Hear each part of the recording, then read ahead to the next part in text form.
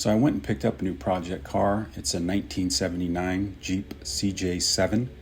Doesn't currently run, so one of the first things I did, since it wasn't turning over, I got a new starter motor after testing it and finding out it was bad, and a new battery. After installing the new starter and battery, I was able to turn it over, but I wasn't able to get it started.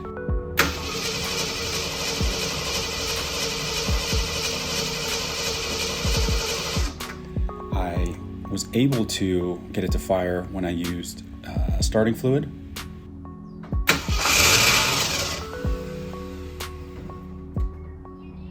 So I then tried to diagnose whether it was the fuel pump or if this thing even had gas, because I didn't know that. I tried shaking it and kind of listening to the fuel tank, but couldn't hear anything, so I assumed it didn't. Went and got a couple of gallons of gas and put it in. Still couldn't get it to start, so then I got a new fuel pump. All right, put in the new fuel pump from Carter. And the Carter fuel pump, the part number has changed, so the one that I pulled off of the car,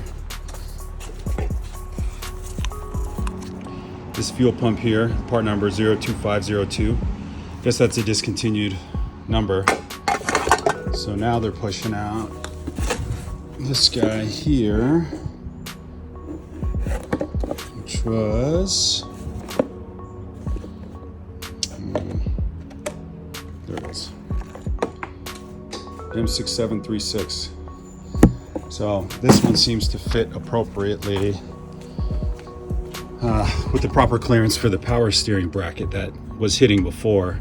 So you can see this part here of the fuel pump where the fuel line's connecting. There's another, it's harder to see, but right behind it there's another section that was, I don't know, like a 1/4 inch taller or something. The one that I got from Napa was like about a 1/4 inch taller, and it kept hitting this bracket right here where my finger's touching. This one's fitting appropriately, so I just put in this new fuel line, which another thing that I found out was the orientation of the fuel pump is different, despite the fact that the engine's the same.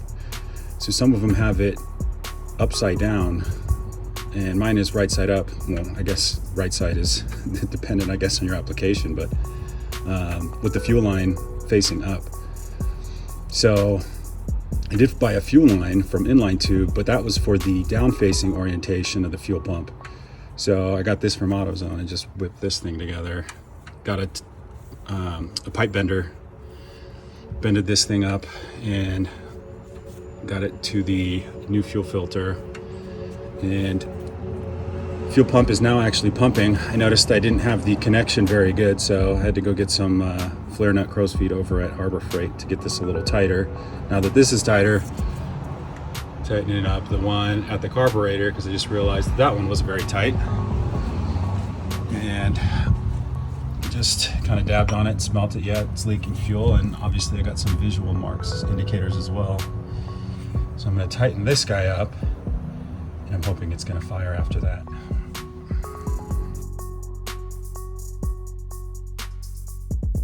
It seems to be leaking from the bottom of the carb, so I'm taking out the carb. I got a rebuild kit, swap out a bunch of the gaskets and seals, so hopefully that'll help prevent the leak. And it does not smell like gasoline coming out of here, so it's definitely stale stuff sitting inside the tank. I did put 2.5 gallons of fresh fuel in last week, so but yeah, it's not even running on starter fluid anymore, so I think it's just flooded out in the carb, and I'm not getting sparks, so I'm going to check the plugs too and give those a clean. That's the plan now.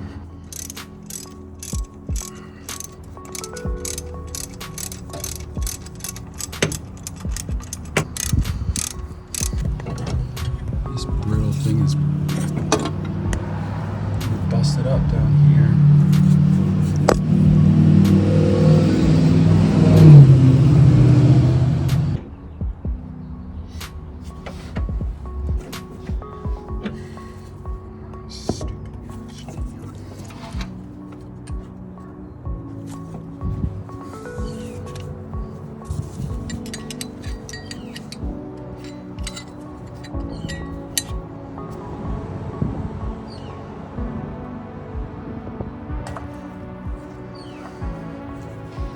This one was on the lower side.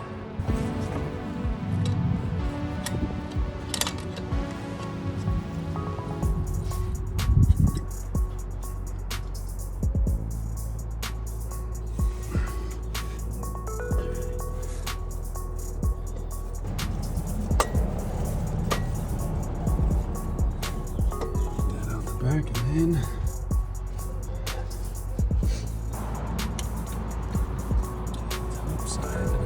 spring off, but how's the bottom?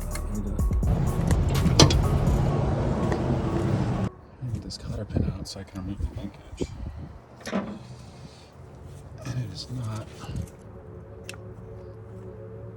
So it looks like it's a ball and socket type deal.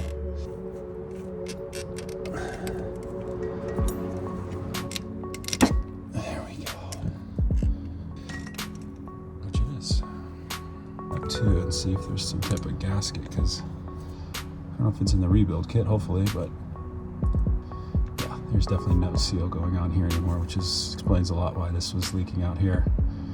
The fuel was pumping in, coming out the base, so let's see what we can do.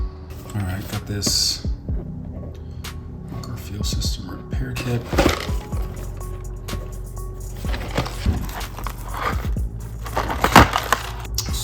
See what we can see.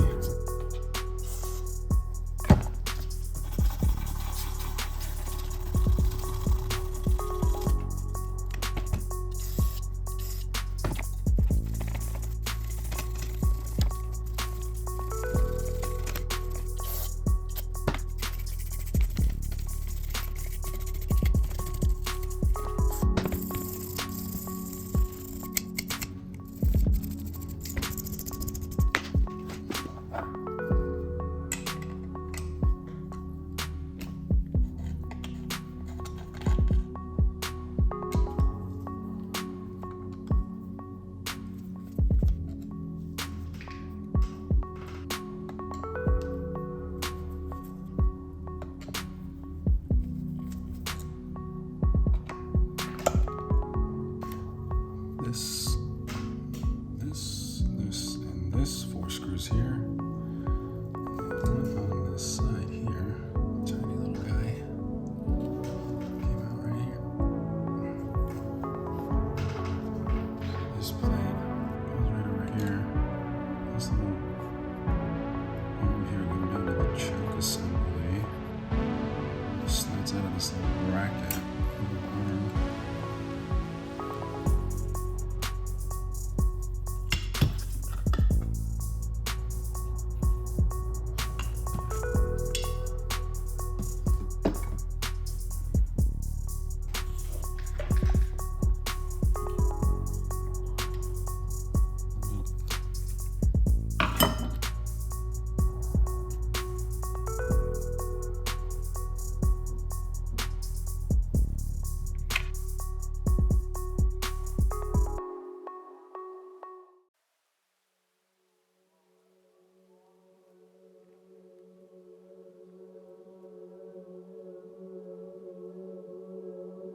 Apparently these jets need a super wide flathead.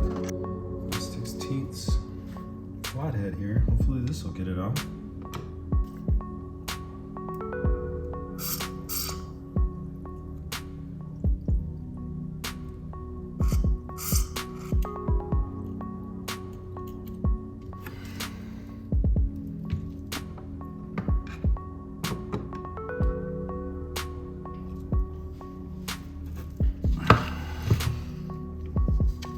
These guys out.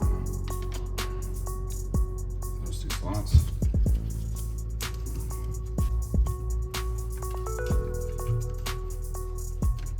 Tied up some of the gasket though, so I don't know how that's gonna look.